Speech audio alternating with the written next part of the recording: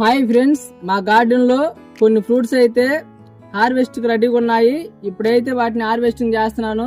చూడండి, ఇవి చూడండి L49 జాంకాయలు. ఇవైతే ఇప్పుడు హార్వెస్టింగ్ రెడీగా ఉన్నాయి. కట్ చేస్తా ఉన్నాను.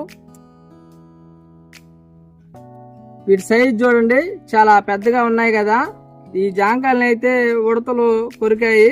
బార్బడోస్ చెరీస్ కూడా హార్వెస్టింగ్ చేస్తాను. షార్ట్ ఫ్రూట్స్ కూడా కొన్ని హార్వెస్టింగ్ చేస్తాను. చూడండి,